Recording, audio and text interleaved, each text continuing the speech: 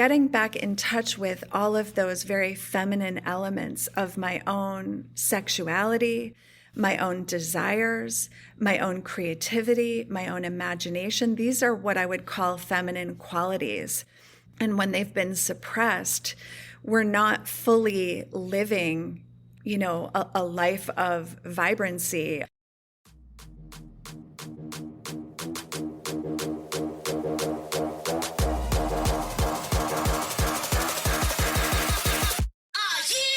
Welcome to the Suburban Warrior Podcast, the podcast that inspires, educates, and empowers women navigating the chaos of midlife, perimenopause, and menopause. I am your host, Chrissy Pfeiffer, a holistic health coach and fierce advocate for women's wellness. With a background in nursing, the pharmaceutical industry, and integrative nutrition, I blend medical expertise with a holistic approach to help women heal naturally, integrate science-backed therapies, and take control of their health. After enduring my own 10-year battle with perimenopause symptoms, I've made it my mission to ensure that no woman has to suffer in silence. Join me as I share expert insights, real-life stories, and actionable strategies to help women reclaim their vitality, prioritize their well-being, and redefine midlife wellness with grit and grace.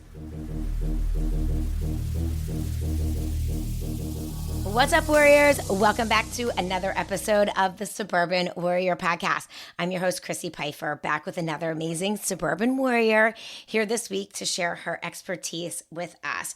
I want to remind you all before we get started to check out our downloadable free download roadmap from pause to power at suburbanwarriorpodcast.com. It is everything you need to know for your menopause and perimenopause experience. It's everything I wish I had when I was going through perimenopause, and I really would love you guys to check it out. So make sure you do that. And then also, while you're on suburbanwarriorpodcast.com, be sure to sign up for our weekly newsletter. It's basically the top points from every podcast downloaded into your inbox each week, and it is an awesome newsletter full with great information. So be sure to sign up for that as well. So with that, I want to introduce my guest this week, Monica Rodgers. She is a coach, podcaster, and creative guide who empowers women to break free from limiting beliefs and reclaim their authenticity. Through storytelling, spiritual practice, and intentional creativity, she helps women awaken to their inner truth, embrace their self-love, and lead with purpose. A former PR executive and entrepreneur, Monica now dedicates her life to creating spaces where women can be seen, heard, and fulfilled. Welcome to the podcast, Monica. Oh, Chrissy, thank you. It's such a delight to be here. And I have to say, I just want to reiterate that this guide, I'm just so excited. When I downloaded your guide, I was like, this is so helpful. And it's going to be so helpful to so many women I know. So thank you. Yeah, absolutely. Thank you for the feedback. I love to hear, both good and bad feedback. So we know what we're doing works. And it is truly all the information I wish that I had when I was being gaslit by every doctor and practitioner I was seeing, 7 to 10 years ago, and not getting any help for any of my symptoms. So, it's really just not wanting any other women to suffer in silence and get the help that they need. And remember that they are the advocate for their own bodies and their own health, which is another thing that we're going to talk about today. Because when we talk about all of the amazing tools and strategies that you're going to teach us today about how we can take control of our lives and how we can be the advocates over our own health and our bodies, and how empowering that is once we realize that. So thank you for that feedback. And now tell us a little bit about you. Okay, so I feel like the best place to start is similar to you. I love that you say gaslit, by all of the people you went to. So in right around 2008, 2009, I had what I think was a very normal spiritual soul awakening experience. But of course, in this upside down world, it's not normalized. Yeah. So dark night of the soul, call it what you will, midlife crisis, really looking at what really matters. I got to that place where they say we women can get, which is at the top of the ladder. I had done all of the things they say we can do. I had the kids, I had the big house, the picket fence, I had a career, I was a serial entrepreneur, and I had never been more miserable in my life. Yeah. Yeah. I So totally understand that. Been there. yeah, and it was like I had to completely change my thinking, and really at a time where no one was validating my experience. It was kind of like, what's wrong with you? You have it all. And Right. yet it was like somehow I felt emptier than ever. And so, I ended up actually having a health crisis, as most women do, because Yeah. we're so burnt out. It's between the emotional labor we do, the actual labor we do, the raising of the kids, starting to go through hormonal changes. I mean, it all starts to pile up into this tipping point. And I feel like, similar to you, I went through this 9-month experience where I was actually bedridden. And once I kind of came back to life, I said, I never want to see another woman have to go through this. And it was all of it. It was like a crisis of consciousness, a crisis in my marriage. I was pretending not to know that my marriage wasn't working. Yeah. I was exhausted from just trying to keep up with the Joneses. And I realized like I didn't know who I was, like who Monica really was. I was so busy doing what I call the 4 Ps: pleasing, pretty, polite, and performative. And that was, how I was running my life. Yeah. Yeah. I totally get that. And I think that, to your point, everything, people saying, oh, what do you mean everything's so great? And, that's the outside world, right? Mm-hmm. And Mm-hmm. then when you start to really go inside and think about how you're feeling and what you're feeling, and like you said, it's really like it starts to become, it's like the subconscious or the unconscious all of a sudden starts to become conscious. And Mm-hmm. once it does, you can't go back. And once you realize that something needs to change and you need to make a change for yourself, for your own health, and you hit that tipping point, there's really no turning back from there. And that's a really scary place, I think, for a lot of people, It because it's where is. the change has to happen. It's so true. And this was right around the time I started really recognizing and being aware of the fact that even though, I was having my own personal experience, I was noticing out in the world that women were disappearing who were my age.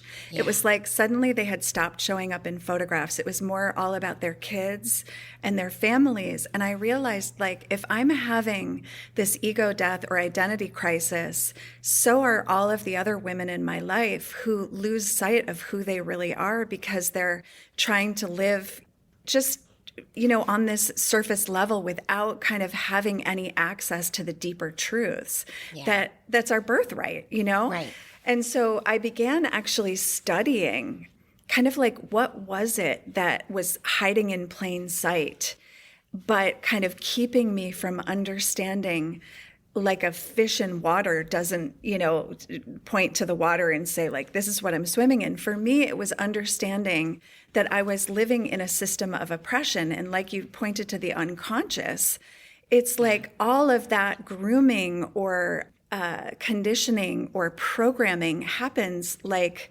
1,000 tiny paper cuts over the course of our lifetime. And we get to the point as an adult woman where we realize that we're full of everybody else's ideas of who we should be, but we have to actually empty all of that in order to start fulfilling our true selves. Yeah. And so learning how to become full of myself and that it wasn't a bad thing was kind of the beginning of what I call my unbecoming process, unbecoming from who the world told me to be to reveal who I actually am as Monica, not the ego masks that I was wearing, but like, what do I really think, feel, want, desire? And I realized like I had shut all of those inputs off a long time ago. Like it was actually really quite a journey to turn and activate those things back on inside of me. And of course, one thing that I love talking about, Chrissy, is the fact that most women are taught to evacuate their bodies, meaning we're not actually here because the world is such an emotionally uninhabitable place. And to be a woman is to kind of like live with the pain of, actually what that means in a world that suppresses us, maligns us, so it's not about actually being the victim, but until you can acknowledge like what you've been swimming in, you can't actually start to make true change happen and start to take back or reclaim your power. Yeah. And so really kind of coming back to the body, starting to realize that my body had a tremendous amount of wisdom to teach me, but I had been so busy disassociating that I didn't. So even just coming back to the body, the breath, learning how to breathe again, my God, right? Yeah. It's all of it. Breath is so powerful. So you mentioned a little bit earlier saying, you had to really empty all of that, empty what the world was trying to tell you who to be. Mm-hmm. What was that like for you? How did you empty that? Yeah, it's such a great question. So a lot of it through emotions. And since then, I've found a new way to do it. So a lot of emotions, a lot of movement, a lot of breath work. All of that was emptying, actually, because once we actually start getting to the fact that, oh my gosh, like noticing, like I'm not breathing, what's going on, right? Yeah. And we can catch ourselves many times a day not breathing. And it's so interesting because that is spirit. The breath, ruach, is spirit. So here we are, not in spirit, not breathing, not inspirited, not inspired, right? Yeah. And so to come back to the breath and to start realizing and retraining myself and retraining my nervous system to be with what is was one of the biggest gifts that I began to give myself. And as you start to access the breath is what leads you to empty the emotion that has been piling up. And of course, also as women, we're taught not to have our emotions, that we're either too much or not enough. So it's kind of this constant, back to the self-approval, it's this constant place of learning to love myself regardless of what anyone else is saying or doing. It's like there becomes a knowing that awakens within each of us that starts to guide us. And it's like once you've lost your way, the body knows the way home. And so it felt like for me, the body was my access back to my internal compass, my health, my vitality, my, not believing so much of the head trash anymore, but starting to really tune in and listen to what did my body have to say. Yeah. And when you were going through that process of emptying and tuning in, what was it that you found that your body was saying to you? Whew. So one of the things that my body was really clear about was that I had, and I didn't have this language at the time, Chrissy, but it just for the sake of kind of a common discourse here, I had exiled so many parts of myself that I believed were unacceptable. And so I had to kind of go back to the places I had abandoned myself. And I had to recognize and realize, like, there were many little Monicas that I had left along the way in my growing up, and in my conditioning process. And I had to kind of travel back in time. And one of the things that I think is really interesting is that the body holds memory. Yeah. And the body holds memory so that we can go back and do the work we need to do. And a lot of times the mind will tell us a different story than the body is telling us. So actually going back and recognizing and realizing that I had, had a traumatic childhood, but I didn't realize that. And so many of us do have a traumatic childhood just because of the way that we're raised. It's like impossible not to be traumatized as you grow up in this world. But I've known many a woman who said she had a brilliant childhood until she actually starts sitting with, what she really experienced. Yeah. So it's been fascinating to kind of learn how to go back and integrate the parts of myself I had once abandoned or kicked out of what I call the garden. right? Kicked out because I said, like that part of you is unacceptable. And starting to learn that all of those shadow parts that were living in my unconscious all held wisdom and gifts for me that I wasn't going to get unless I remembered myself. Yeah. And it sounds like, a lot of this is really, tapping into a true like spiritual practice that it sounds like you've developed. Yes. Yes. Yeah. And what does that look like for you, and how has that developed over time? So I feel like this is a good place to mention that I was raised in a very kind of strict Roman Catholic family. Okay. My mother was formerly a nun. Oh, wow. Yes. So That's pretty strict then. So my upbringing was very kind of, and I never got it. Like I never felt the resonance. In fact, one of the things that I really noticed along the way, and this is no slight to anybody who practices, I think it's a beautiful practice, but I think I didn't have the autonomy to find or discover my own practice until I was an adult. Right. So all that I could realize was like, no, not this. Like, this is not for me. And actually, it rings true as a period of time when I was in my childhood. I'll never forget kind of listening to the priest preach about, the story of Adam and Eve and kind of the curse of Eve. And I was indignant and thinking like, oh my gosh, like all of the women in this church should be rising up right now. Like this isn't right. And I looked around me and they were all like just glazed over.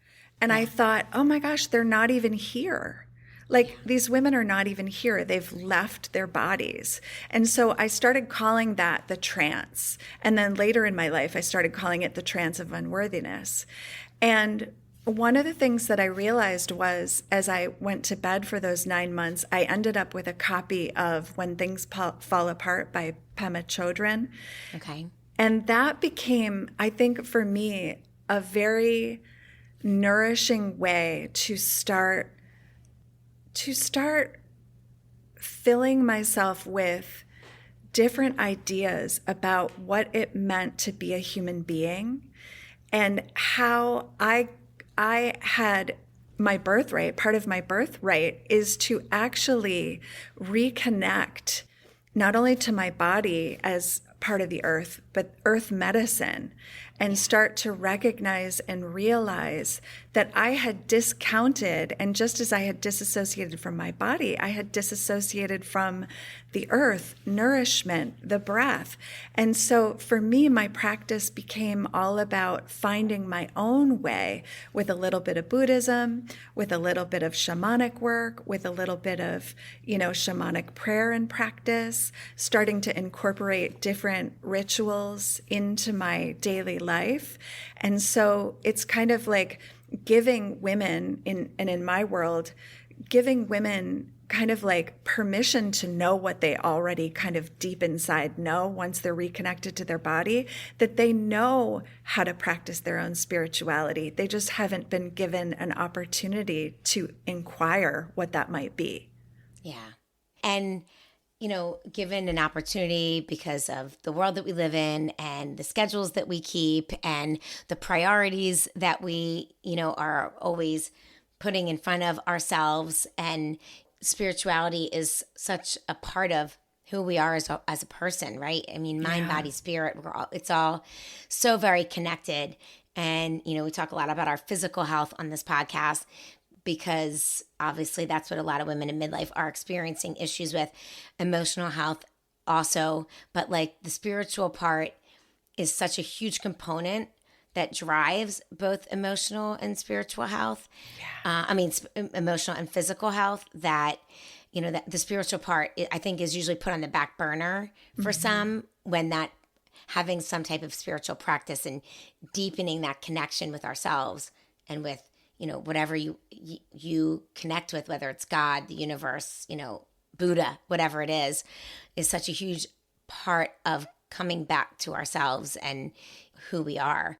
So tell us a little bit about like recently for you, because I know you said, you have found a new strategy, a new creative outlet that has helped you. We were talking about that a little bit earlier before we started recording. Tell me a little bit about that for you. Yeah, and if it's okay, Chrissy, I'm just going to back up too and just point to this part that we were talking about, which was very unconscious for me, which was how much of the feminine was actually suppressed. Yeah. And part of my journey was even reconnecting with this, some would call it goddess energy, some would call it sacred feminine, divine feminine, but not like really, and I'm talking about like back in 2008, 2009, I felt like nobody was doing that kind of thing or talking about it. And so there wasn't actually a ton of information on it until I started getting my hands on out-of-print books that women have written all since the beginning of time, actually. Yeah. But it's also amazing how even trying to find literature and books and movies and film or documentaries about the goddess were so difficult to find. Now I feel like we're having a goddess resurgence.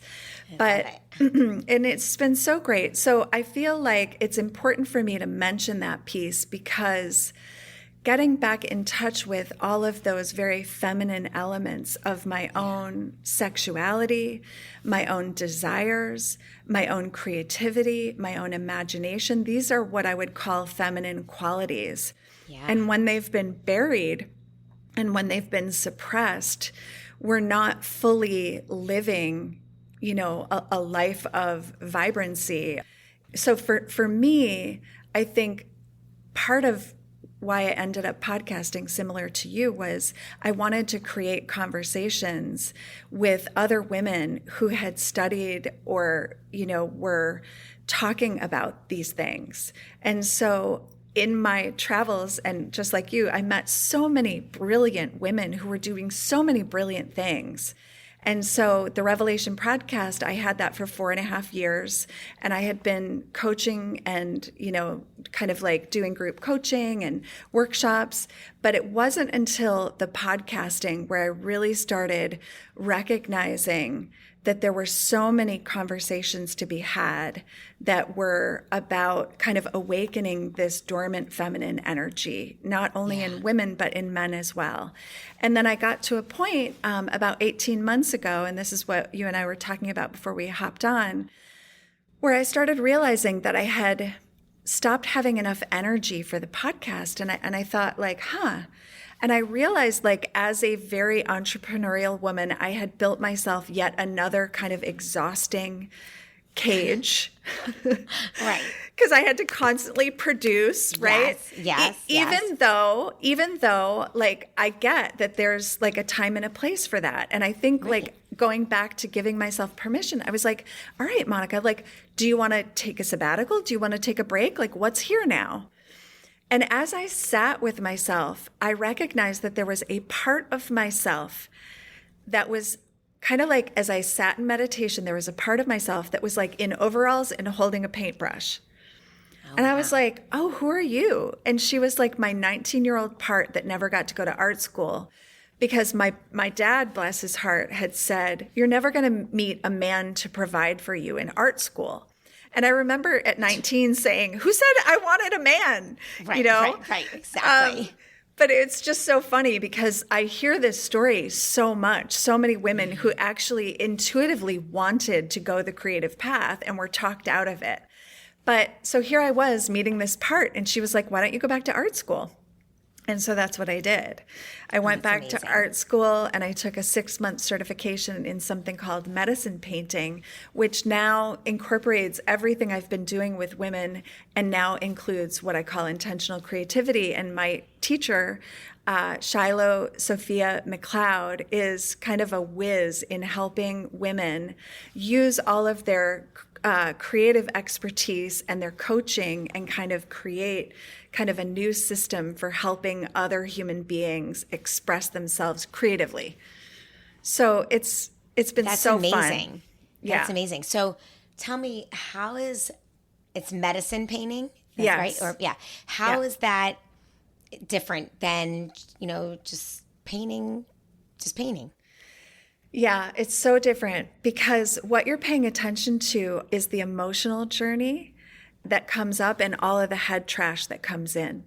And so Okay. it's a way to actually access the stories we tell ourselves. And usually they're the programmed stories, the negative stories. And it's not until a woman gets in front of a canvas or a paper and you give her a paintbrush and you say, go for it, that she's like paralyzed. Like, what do you mean? Right? Like, and it's like, make a mark, like dare to make a mark. Like you literally just start with the first mark and she gets to kind of, it's such a beautiful process because it's so co-creative, meaning that I would be there as the guide and I can teach women on Zoom or in person and I lead them through a creative process. So for women who have been longing to get their hands into creativity but are kind of paralyzed to know where to start, I'm your girl.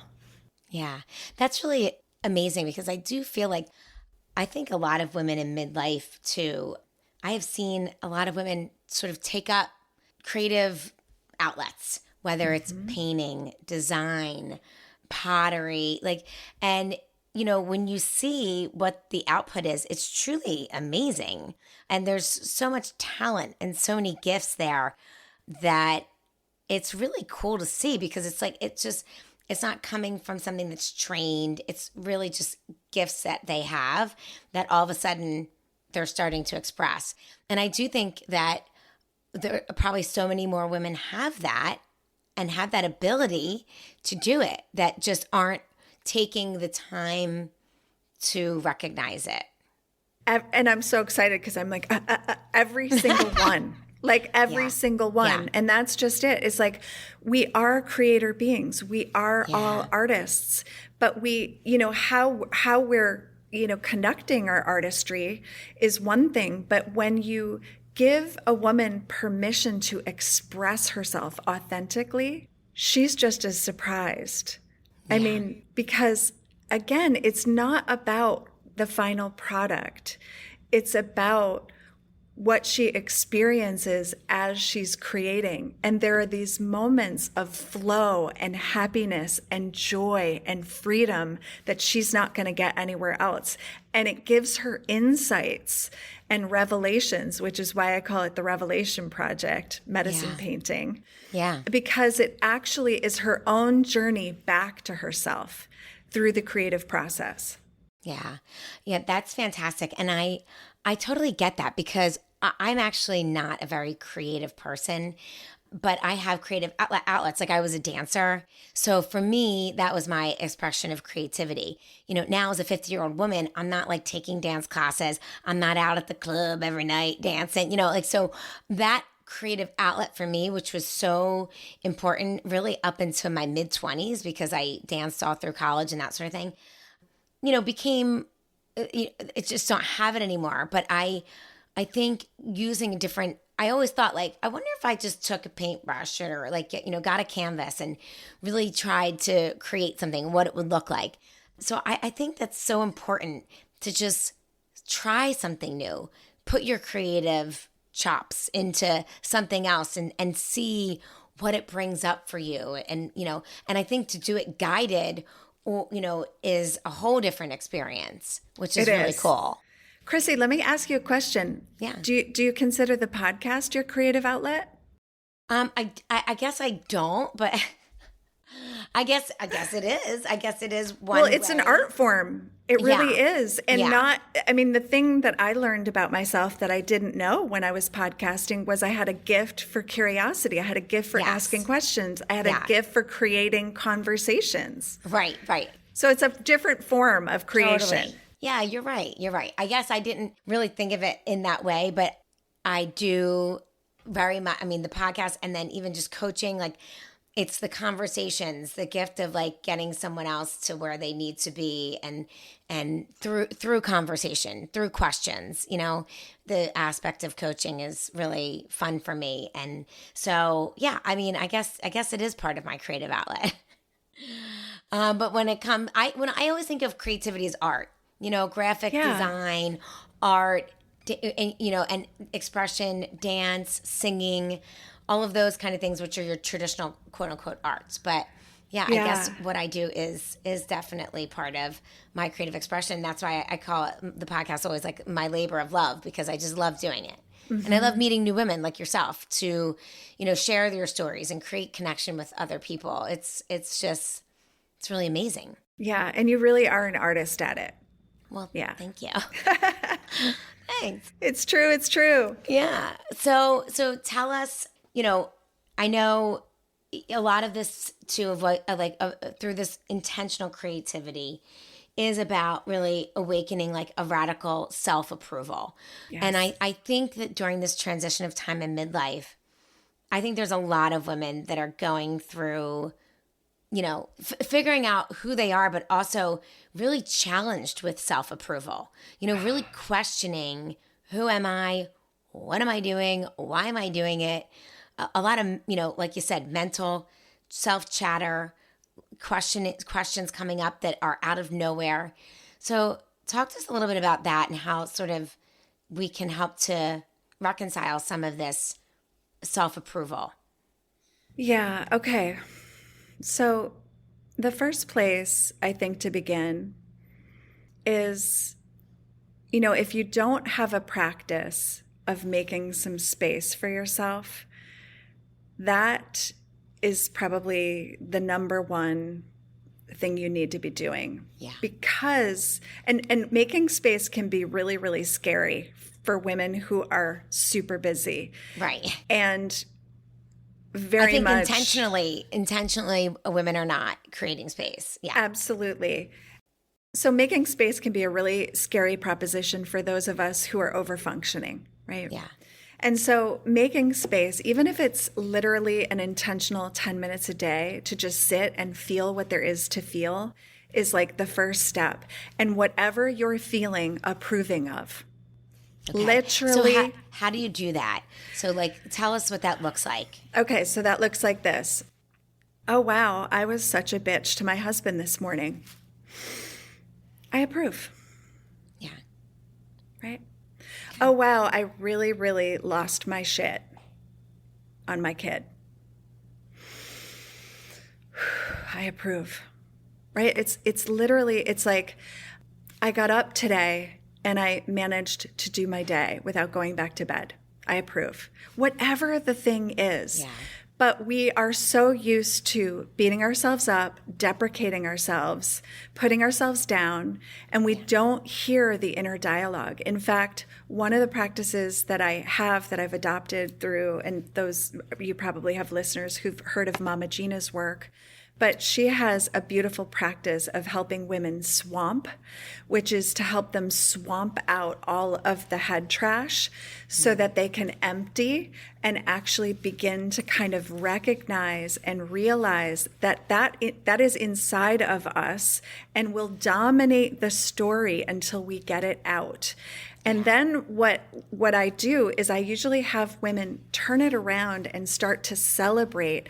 What are you celebrating about yourself today? What do you want to brag about that you've accomplished, that you're loving about yourself? And even teaching a woman to brag is super uncomfortable until she gets it, because if you watch men, they have no problem being like, oh my God, did you see me just dunk that basket? Like, high five. Right. Like, I'm awesome, right? Like, why do we have we're like, I just nailed lunches, Right, I just nailed it in the boardroom today. I just nailed it, like, with whatever. It's just a way of starting to like lift ourselves up. And if we meet another woman who is like downplaying herself, or if a woman apologizes, I immediately teach her how to brag. It's like, okay, if you apologize again, we're going to have to start bragging, right? Yeah. And so it begins kind of this playful levity that we don't often see in our lives, and we don't often feel in our lives. And once we are changing our perspective and our narrative, we're like, oh my God, I am amazing. I am like awesome. Yeah. Right. And I think we're so good at building other people up and saying, oh, this was great. You did such a great job. But when it comes to ourselves, because like just even when you were going through the I approve exercise, I was thinking to myself, normally, like if you're like, oh my God, I was such a bitch to my husband, or I just lost my shit on my kid, the self-talk is, oh my God, why am I such an asshole? Why did I do that? Like, I'm terrible. I need to get, I need to get my shit together. I can't lose it. I like the self-talk after something like that happens is so downward spiral as to all the reasons why we're It's so bad. abuse. It's abuse. It's and as instead of just like we're human, that happens sometimes, or just like you said, the simple I approve, because I think that, and then even just like going back to what you were saying about bragging. I mean, I sometimes I find it hard to even just take a compliment, when people are like, oh my God, I listened to this podcast episode. It was so awesome. And I'm like, oh, thanks. You know what I mean? Like, I don't even know how sometimes to take a compliment when meanwhile I should be like, yeah, it is awesome. Chrissy, do you want me to teach you how to take a compliment? Yeah, sure. Okay. So I'm going to give you a compliment and you're just going to say, thank you. It's true. Okay. Okay. Ready? Yes. Okay. Chrissy, you are such an amazing podcaster. It's like an art form to you. Like the conversations that you generate and the difference that you're making in the world is phenomenal. Thank you. It's true. I mean, that does feel really good. Right? I mean, honestly. It feels really good. Yeah. And the thing with us as women is we deflect acknowledgement. In fact, we buffer ourselves against it when actually it's the biggest gift to be seen by somebody and to acknowledge it, because it feels so rude and obnoxious to acknowledge somebody and to have them deflect it, because it's not even about them. It's about the person who wants to acknowledge you. Right. It's actually giving them a gift when you're like, thank you. Yeah, thank you. It's absolutely. true. Totally. And I feel like I'm so good at recognizing that with other people, other friends, clients, my own daughters, anytime, but I got to get better at it for myself. It's just the training. And that's training. That thing. It's like, I approve, it's like I approve. And up until now, and this is another great line, is to use up until now, I was really bad at accepting compliments. But when we say up until now, we're changing the story in the present moment.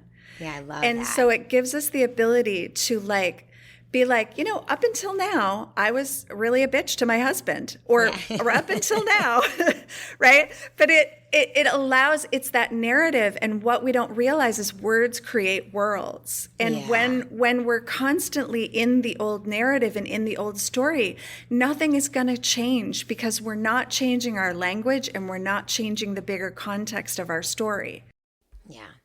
Yeah, no, absolutely. I'm a huge believer in words become worlds and our thoughts create our reality. And, but it's a practice. It is a practice that you have to do every single day. Especially in this world.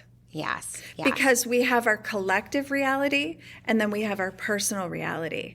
And so I don't know about you, but if I get lost in this reality every day, I'm Which is screwed. Your phone. Yeah. Yes. Yeah. Right. Know.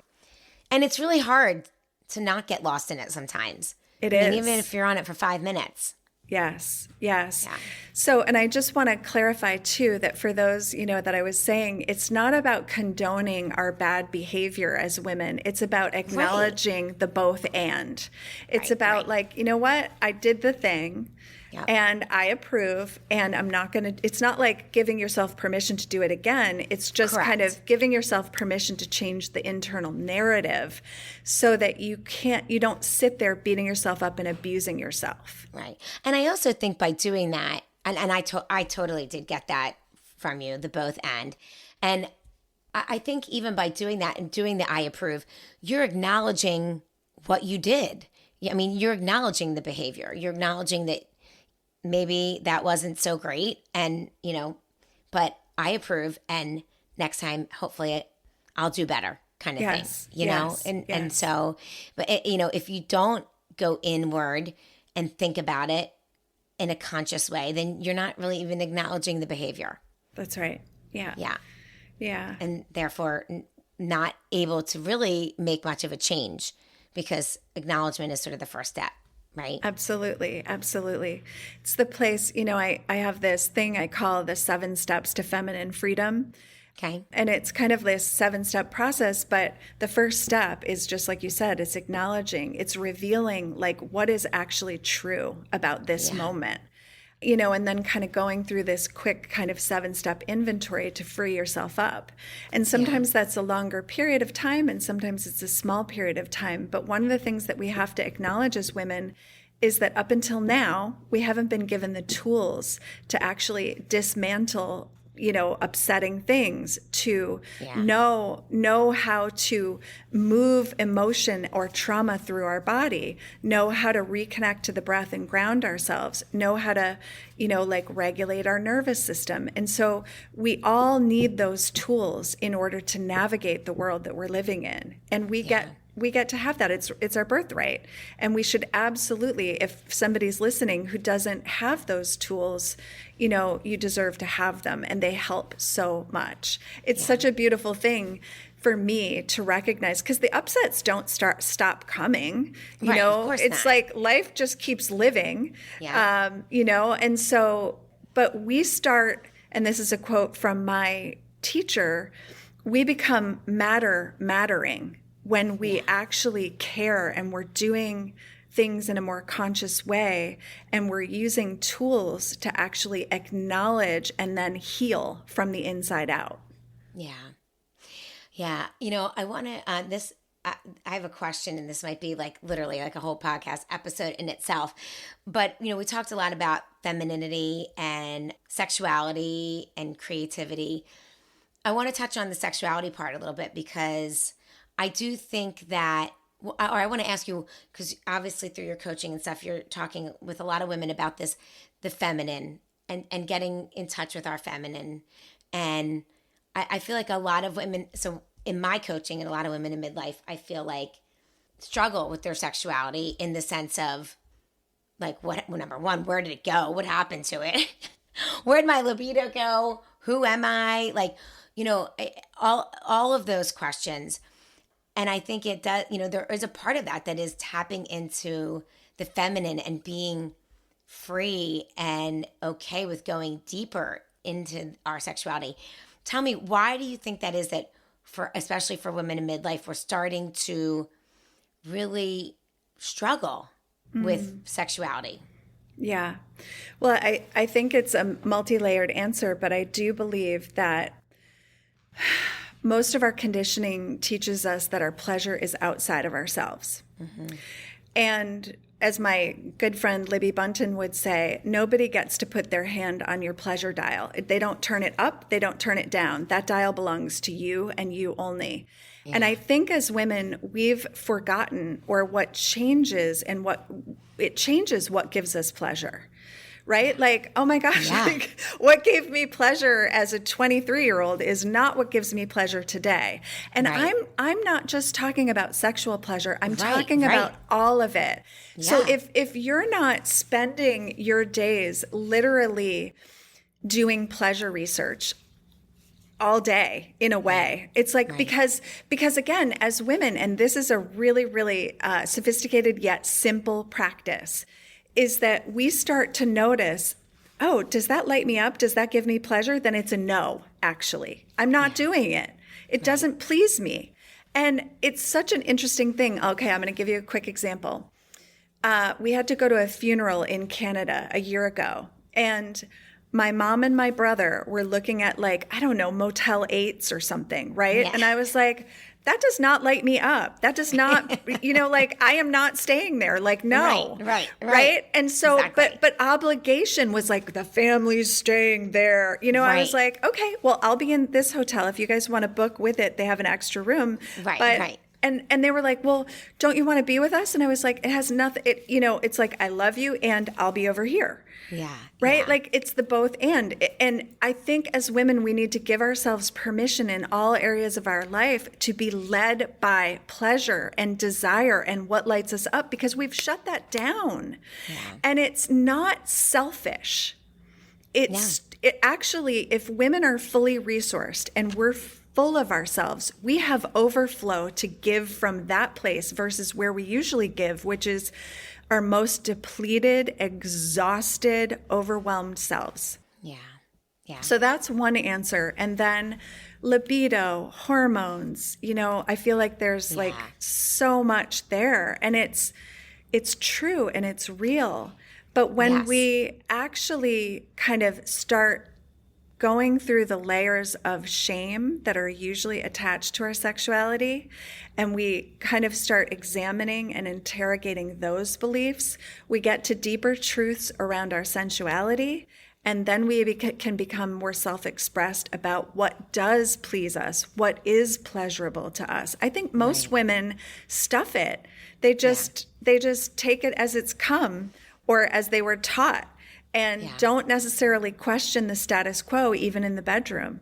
It's like, whoa, hold up, buddy. I don't, or whoever your partner is. It's more like it's a dialogue. It's a co-creative process. And I think as women, we've been settling a lot for what we get versus actually being kind of the mistress of our own pleasure. And we're in the driver's seat and being in driver's control. Seat. Yeah. And I think I totally agree. Obviously, it's a lot of physical stuff with hormones and all that kind of stuff. But I think it's such a great point that you made about, just a lot of times looking for pleasure outside as instead of inside. And then really connecting with what is pleasurable. Is this making me feel good? What is it that I want?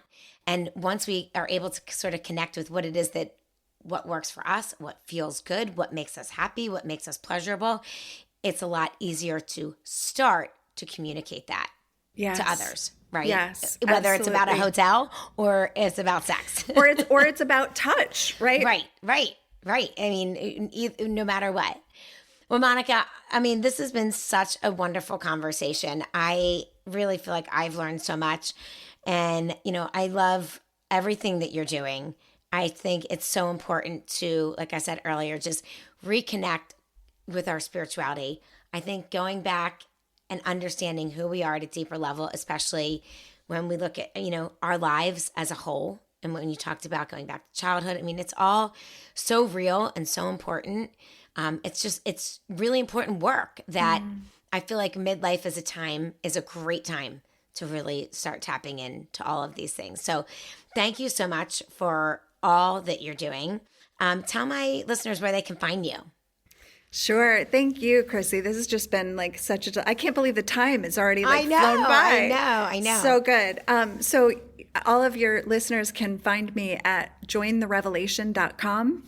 Okay. I have a free gift for women called the Woman's Bill of Rights. And I always encourage women to write their own Bill of Rights, because that in itself is such a beautiful exercise, because you see right away where you're not giving yourself permission and approval. So I highly recommend you just download that free kind of like manifesto and do what you want with it and hang it on your wall or, whatever. It's a great idea. I love it. Yeah, and there are also about 90 episodes of podcast interviews with all kinds of women who have been diving into the sacred feminine and who've got mythologies and stories to share and all kinds of great things, alternative health guests. So yeah, tons of great info there. Well, awesome. Well, thank you so much. Thank you for joining me. And guys, thank you for listening this week. Thank you. As you know, we'll be back next week with another amazing suburban warrior here to share her story with you. And in the meantime, we would love to hear from you. Please don't forget to click that follow button so you don't miss any episodes coming up of Suburban Warrior, and drop us a comment. Let us know what you think of this episode. And thanks again for listening. We'll see you next week.